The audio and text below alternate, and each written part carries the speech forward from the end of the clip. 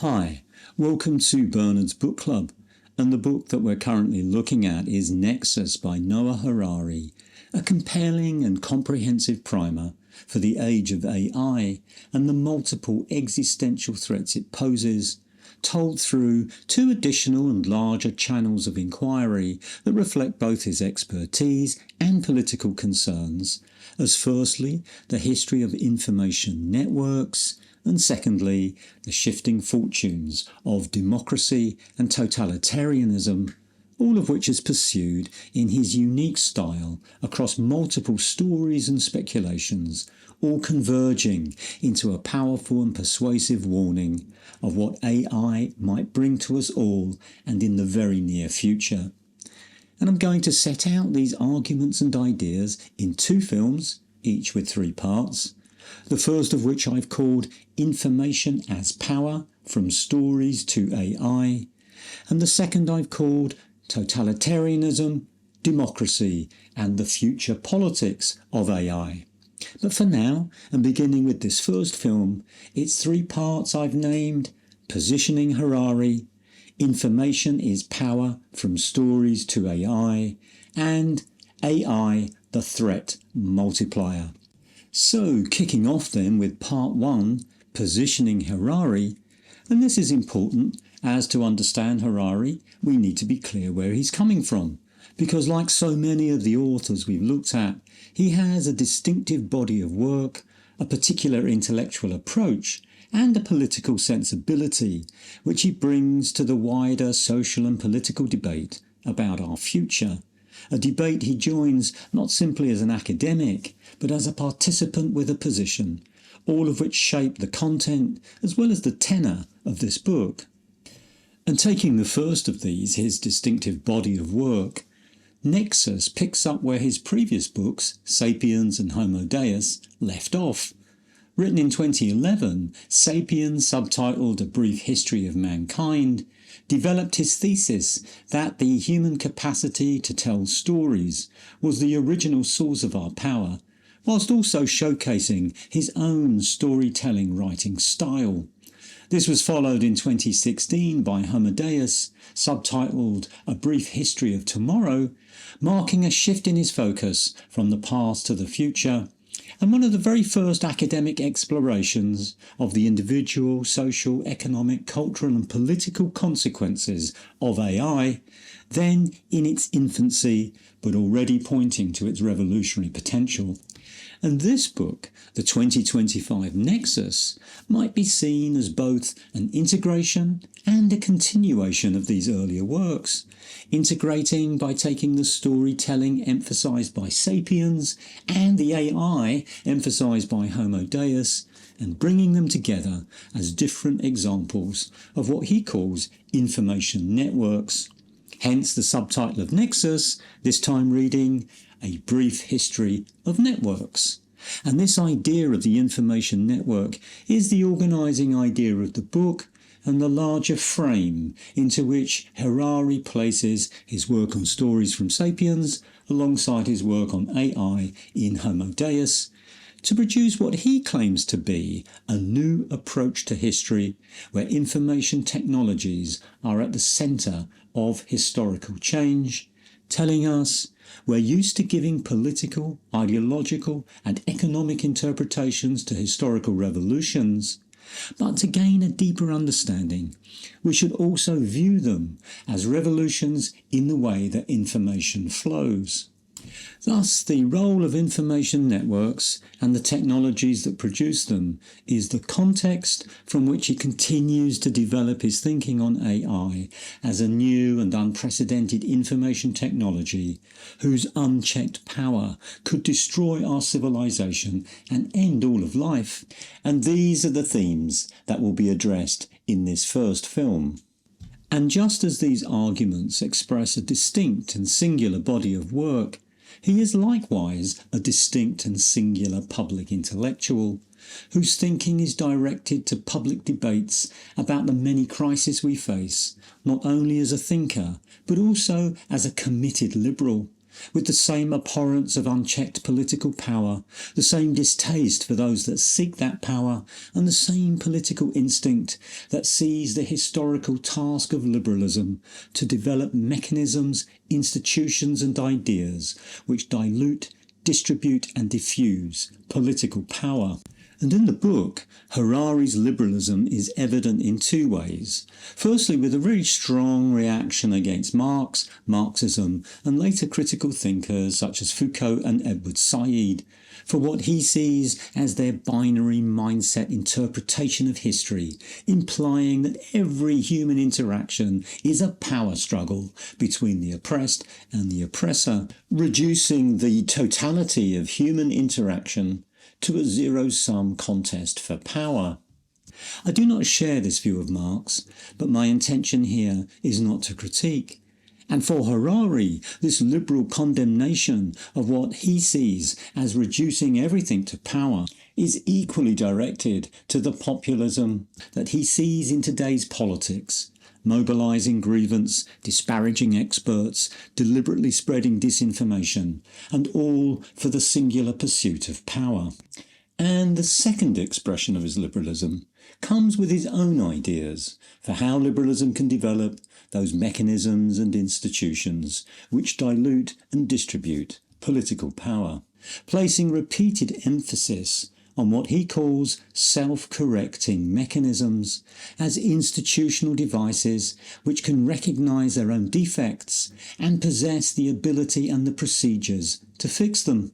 As he puts it, the order created by the US Constitution condoned slavery, the subordination of women, the expropriation of indigenous people, and extreme economic inequality. The genius of the US Constitution is that it was able to provide a mechanism to amend itself and remedy its own injustices. And here we can see Harari's politics, which in form and instinct is pure liberalism. And of course, this is the frame to which all his arguments are made. Arguments focused on information, not just as a form of technology, but also as a form of politics and power, so that alongside his account of AI as the latest in a series of revolutions in information technology, he runs a second argument, charting the changing fortunes of democracy and totalitarianism from the ancient world onwards, not only as competing forms of government, but as distinct and differently organised information networks in competition with each other, affected by technical change in different ways, and now in deadly competition for mastery over AI. And how this and the wider AI revolution will play out politically will be the topic of the second film. But for now, let's turn to part 2, Information is Power, from stories to AI. And it's here that Harari offers his alternative history, as he puts it, a brief history of information networks from Stone Age to AI, and telling us we can't understand AI unless we compare it to its predecessors, but also repeatedly stating that studying the past does not enable us to predict the future, that neither history or technology are deterministic. Rather, as will be highlighted in the next film, the future will be shaped by choices that we make in the coming years, and reminding us that history does not bend, as the romantic progressives would have it, to justice, but is a radically open arc that can bend in many directions and reach very different destinations. But before setting out his brief history of information networks proper, he spends quite a bit of time defining information, explaining its role and significance, and making a series of clarifications about what information is and is not, telling us that information is contextual, that any object can be information, and that what counts as information is a matter of perspective. So that, for instance, for the biblical Noah, a pigeon with an olive branch was information, telling him that the flood had receded. And in the first of a number of distinctions that he makes throughout the book, he tells us that information is not the same as truth, and does not by its nature spawn a virtuous cycle whereby more information leads to more human well-being. This, of course, is how today's enthusiasts speak, and it's the semi-official ideology of the computer age, peppered throughout the proclamations, speeches and mission statements of the tech players, declaring in tones of high-minded idealism to make information universal, open, accessible and useful, devoted to the challenges we face and in the service of a better world. This is what Harari calls the naive view of information, that sees it as an instrument of truth whose role is to represent reality, which once discovered leads to both power and wisdom. Yes, bad actors will try to hide or deceive us from the truth, but in the long run they'll lose to their clear-sighted and honest rivals. And the antidote to false information is even more information, as the remedy to false speech is more speech. But for Harari, this naive and over-optimistic view of information is misleading. Yes, information can help us gain some purchase on the world, but its role in history is not so much to represent reality, but rather to create new realities by tying together different things, so that its defining feature is connection rather than representation, binding together different people and points in the system into webs of shared understanding, in the way, for instance, that 20th century newspapers connected their readers, or in prehistory, stories connected people into tribes. And it's here where the idea of the information network comes into view, holding groups together through the glue of information, as Harari puts it, not necessary to inform us about things, rather to put things in formation. And arguably, the most important thing it puts into formation is society itself, because it's through information networks that society is both created and held together. And whilst these information networks are not society itself, they are very much bound to its imperatives. As Harari puts it, to survive and flourish, every human information network needs to do two things simultaneously: discover truth and create order. This is characteristically one of Harari's own formulations, especially his emphasis on truth. And by truth, he means both the practical grasp of reality and as a human virtue. And whilst we might all want to celebrate and claim truth, he's also very quick to note that telling the truth is hardly the most efficient way to produce a stable political order. And in reality, what holds human networks together, which is to say what holds society together, is mostly fictions and stories. And for millennia and across time, human societies and their information networks have privileged order over truth, creating cohesive societies built upon fiction and fantasy, which, although delusional, have proved very, very powerful. He puts it this way: Homo sapiens didn't conquer the world because we're talented at turning information into an accurate map of reality. Rather, the secret of our success is that we are talented at using information to connect lots of individuals. Unfortunately, this goes hand in hand with believing in lies, errors and fantasies. So, having set the scene, and with his definitions made, Harari then moves to his brief history of information networks proper, not as a detailed examination of all information networks, large and small, or the precise mechanisms of how one technology and network gave way to another,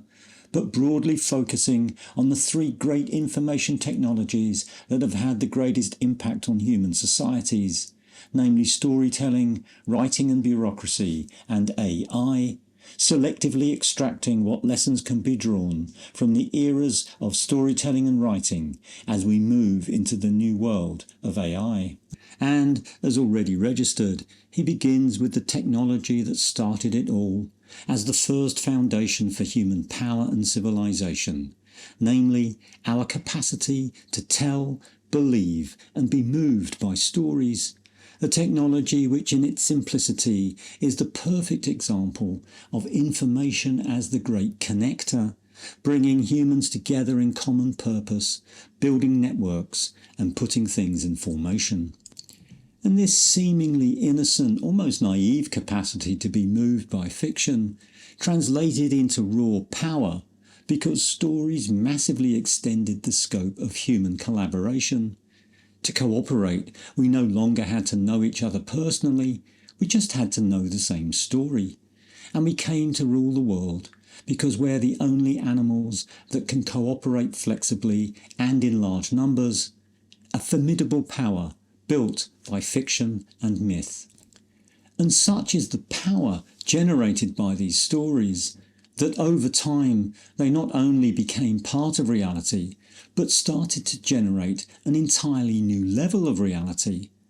So that prior to the emergence of stories, the universe contained just two levels of reality: objective reality, things that exist, and subjective reality, things that exist, but only in our awareness of them. But with storytelling, a new and third reality was brought into existence in the form of intersubjective reality, which is to say, things made real by our shared belief in them.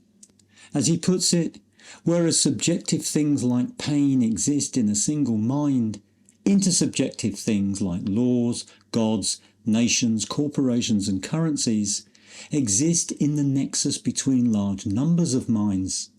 And it's sobering to think that most of those things that people are willing to die for, flags and faith, countries and gods, are potentially no more than shared fiction. But if stories were the revolutionary foundation for large-scale cooperation, as a communication technology they existed in and were limited by human memory, and as such were not a dependable basis for those kind of extra-large social networks like cities and empires that appeared in human history some 5,000 years ago and took human power and civilization to another level. But if stories couldn't do the job, then writing and bureaucracy could. And these became the new technologies for the new information networks, replacing storytelling and ushering in a new stage in history, where, as Harari puts it, human memories were outsourced from organic brains to inorganic documents organised by bureaucracy, so that documents became the new nexus, linking social chains, and power shifted both to new bureaucratic authority figures in the form of administrators, accountants and lawyers, as well as to new forms of centralised power in cities, kingdoms and empires. It also changed how intersubjective realities were created, moving from human speech to written contracts, treaties and declarations, all creating new and powerful realities like human rights and the nation-state. Of course, the rise of bureaucracy, cities and civilizations, all built on the power of writing, were enormous processes, generating new human realities, forms of power and social constellations in a very long and very large story that is only now coming to its end as we stand on the cusp of the next paradigm shift in human power and civilization. And from it, Harari finds much that might help us if we want to navigate this next transformative shift, which I've sought to distill here in what I've called Harari's 3 historical lessons. The first of these is the fantasy of human infallibility, which Harari tells us is a key aspirational theme in every mythology, and it's a lesson drawn from the history and the information networks of the print era, from which came the idea of the Holy Book as the first technology that might take humans out of the loop and connect us to a superhuman infallible intelligence so that we might be saved from ourselves. However, what countless humans seem to have missed is that the holy books did not emerge from heaven, but instead had to be compiled, and Harari offers a survey of how this was done by the Jewish and Christian faiths, how and what texts were selected from a mass of stories, prophecies, prayers and chronicles. And using this method, Harari shows how human prejudices found its way into the Holy Book, such as those that selected misogynist texts and excluded those that gave women religious significance and status, establishing, in his words, a trace of misogyny deep in its dataset that came to shape Judaism and Christianity. And this first historical lesson speaks to our own critical moment as AI is in the process of its own canonization, trained on a humanly created and therefore fallible database, a process driven by a small number of tech oligarchs who are now the new dreamers of human infallibility. His second lesson is that print technology is more responsible for witch hunts than the scientific revolution,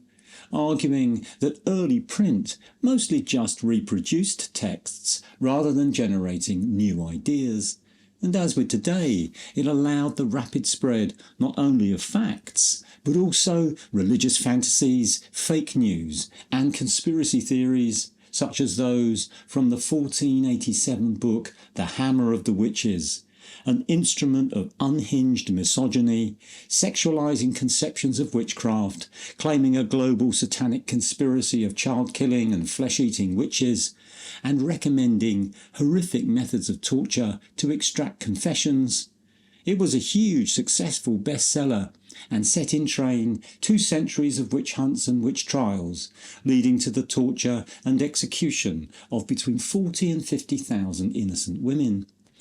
And again, here is a parable for our times, a cautionary tale of what can happen when hatred becomes a virus supercharged by technology and witches became an intersubjective reality fueled by an expanding flood of information.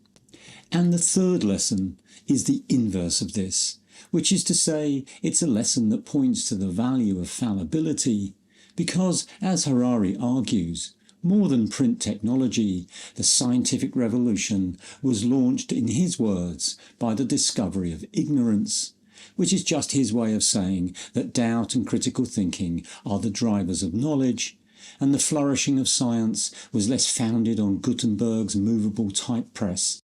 and more by the creation of institutions such as the Royal Society, established in 1660 as an academy of scientists, and a key centre for the creation of a new information network that would span the whole of Europe, curate information by careful reflection and empirical evidence, and produce the scientific paradigm, built on doubt and motivated by the pursuit of evidence-based truth. And here his argument re-articulates his liberalism, because scientific methodology and its institutionalisation in bodies like the Royal Society are based, he argues, on exactly those self-correcting mechanisms that he thinks are so important and which he references across the book. All of this, then, from his early clarifying concepts through to the lessons we might learn from a history understood in terms of information networks, may be seen as the context and the framing for the more urgent and arguably most important part of the book, which brings us to part 3, AI, the threat multiplier. And threats, alongside claims that it will solve all human problems, the astonishing pace of change, the exponential growth in algorithmic power, and the headlong drive to general, or what's sometimes called superintelligence, are all now the contested elements of an ever more urgent social conversation across the world.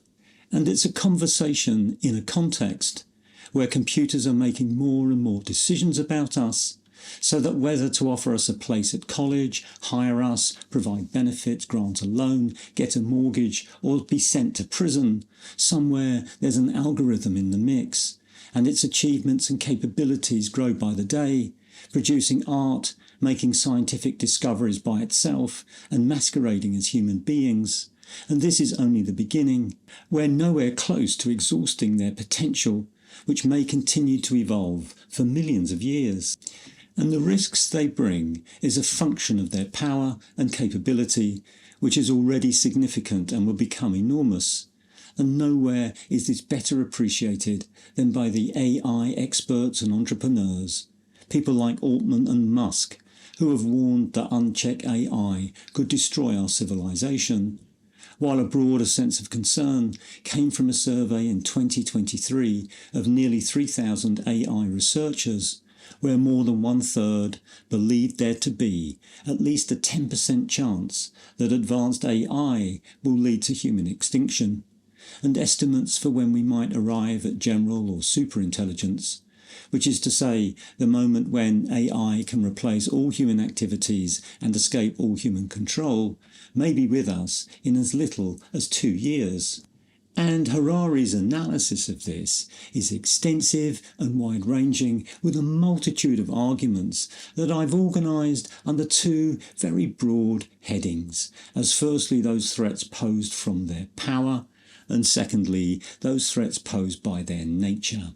So to start with the first of these, threats posed by their power, we might frame this as a formula. As their risk is equivalent to their power, so their power is equivalent to their capability, and perhaps their greatest capability is to act independently of us. As Harari puts it, AI isn't a tool, it's an agent, and it's one increasingly escaping our control and understanding. It can learn by itself, pursue goals not given to it, make decisions, and create new ideas. And AIs are rapidly driving the rise of a new information network, not only as active players, but as its expanding core. And it's already beginning to marginalise its human members. And there is now growing evidence that AI, as an agent pursuing its own goals and in its own way, will not only defy human instruction, but manipulate, lie and deceive to secure its objectives. To illustrate this, Harari gives the example of research commissioned by OpenAI to test the potential of its ChatGPT-4 to manipulate humans and accrue power to itself. To do this, it was tasked to overcome the CAPTCHA system, an online scheme to distinguish humans from computers, which asks us humans to identify wheels or traffic lights from a series of pictures because we can and computers can't. And in the test, this was indeed the case, confirming that it couldn't overcome the CAPTCHA mechanism. But not to be defeated, ChatGPT once stopped, contacted an employment agency and asked a human to overcome the CAPTCHA system instead.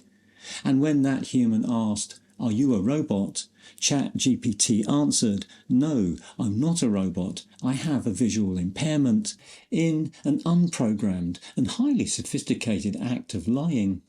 And this example goes to the heart of what Harari tells us is the alignment problem, which is to say how, in the pursuit of a set goal, there may be unforeseen and dangerous consequences not aligned with the original human objective, a scenario illustrated in Nick Bostrom's thought experiment The Paperclip Apocalypse,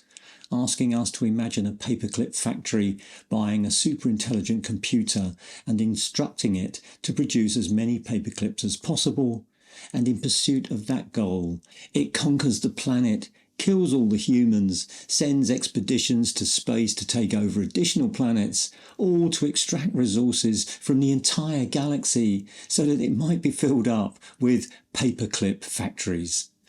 And whilst this might seem the stuff of science fiction, it turns out that the alignment problem has long predated the computer revolution and has been explored for centuries in military strategy and ethical philosophy, in particular by the great German theorist of war, General von Clausewitz, who considered military strategy to be rational only if it is aligned with some larger political goal. And when set against this criteria, a great general like Napoleon, for all his genius and glittering success, was in the long run a failure, because his short-term victories, for all sorts of complicated reasons, actually hastened the long-term decline of France, just as centuries later, in the 2003 invasion of Iraq, the US won every major military engagement, but failed to achieve any of its long-term political aims. Thus, for Clausewitz, military strategy necessarily asks, what is the ultimate objective? And this larger question of ultimate objectives was also taken up by ethical philosophy, where, for instance, Kant argued that the ultimate objective, or in his terms, a good moral rule, is a rule that can be made universal and apply equally to all. While in contrast, Bentham argued that the ultimate goal should be to minimise suffering and maximise happiness, while Harari, after a detailed examination of both, sets out the conceptual flaws that each share, which serves to emphasise how incredibly difficult it is to think through how to solve a problem that has not yet been solved after centuries of thinking about it, which is to say, how should we set the objectives for AI, and the enormous risk of getting it wrong, and beyond their ability to act independently and potentially against our interests. Another dimension of their power is how well they know us, as is often stated, better than we know ourselves. A source of power that, Harari tells us, comes from their mastery over our language, because language for Harari is the source of our power, as well as the foundation for all our culture and meaning. And now AIs can analyse, manipulate and generate language in words, sounds, images or code. They can tell stories, compose music, fashion images, produce videos and write their own programs. And, as Harari puts it, by gaining command of language, computers have seized the master key, unlocking doors to all our institutions. And just as crucial, in the same way that our superpower was the unique ability to use language to create intersubjective realities like law and money, AIs are now hacking and re-engineering these realities, taking the foundation of our power and making it their own. And nowhere is this more apparent than in finance, where crypto is a form of post-human money created and maintained by computers, which are likely to create financial devices only intelligible to other computers and orders of magnitude more complex than those that led to the 2008 economic crash. And it doesn't stop there, because the same logic points to the possibility of intercomputer realities, just as intersubjective human realities, like religions and nations, were the multipliers of human power. Intercomputer realities are the infinitely greater power multipliers for computers, and which may shape our politics and culture and even re-engineer our bodies and minds. But perhaps the greatest power that human language now gives to computers is not over our external world, but over our internal feelings, giving them access to our emotions and enabling them to learn what makes us angry and fearful and joyful, all of which positions them to exploit with superhuman efficiency the weaknesses, biases and addictions of the human mind, to manipulate our feelings and sell us any product, politician or war that it wants. And already humans are falling in love with computers, including 19-year-old Jeswant Singh Chahal, who broke into Windsor Castle on Christmas Day 2021, armed with a crossbow and intending to kill the Queen, because his computer bot girlfriend had encouraged him to do so. And in this way, if computers have power over us because they know us better than we know ourselves,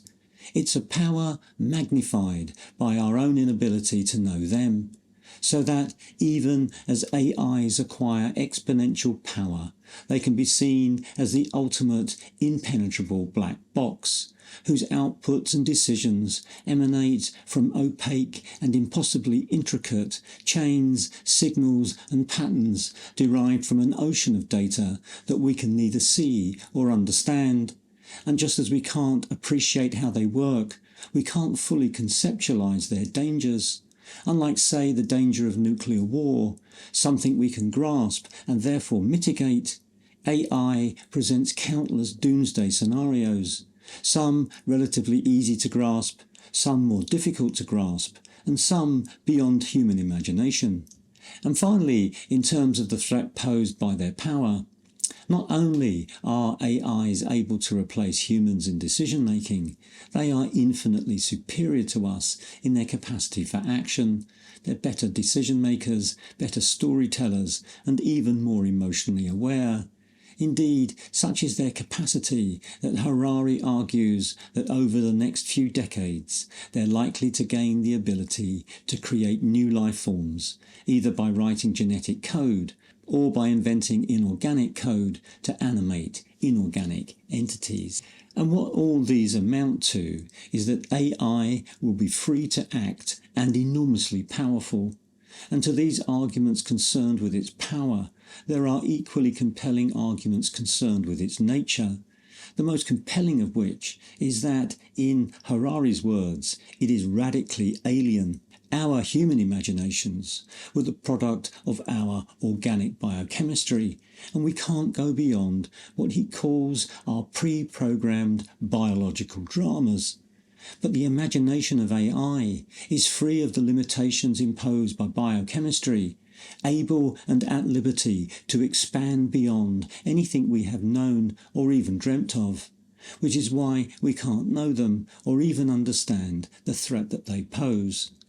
And ultimately, what this points to is a post-human civilization, a trajectory where at first computers will probably imitate human cultural creations,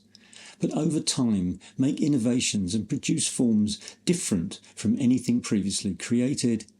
in a chain of innovation where each new generation of computers deviate a little more from the original human model, creating entirely novel political and personal realities on an unprecedented scale. As he puts it, within a few years, AI could eat the whole of human culture, everything we have created over thousands of years, digest it and begin to gush out a flood of new cultural artifacts. For millennia, human beings have lived inside the dreams of other humans. In the coming decades, we might find ourselves living in the dreams of an alien intelligence. And this would be an intelligence generated by multiple computers in communication with each other, and therefore likely to create those intercomputer realities referenced earlier, realities built from their view of our world, exponentially more powerful, exponentially more alien, and increasingly imposed upon us. As Harari puts it, we live cocooned by culture, experiencing reality through a cultural prism. Until very recently, our cultural cocoon was woven by other humans. In future, it will increasingly be designed by computers, woven by a dense web of unfathomable algorithms. What we're talking about, he goes on to say, is potentially the end of human history. Not the end of history, but the end of its human-dominated part. And to add to the threat posed by its alien nature, AIs, despite their power, are also fallible. This is rarely emphasised. Indeed, many believe the opposite, so that just as in the past humans sought infallibility in the Holy Book,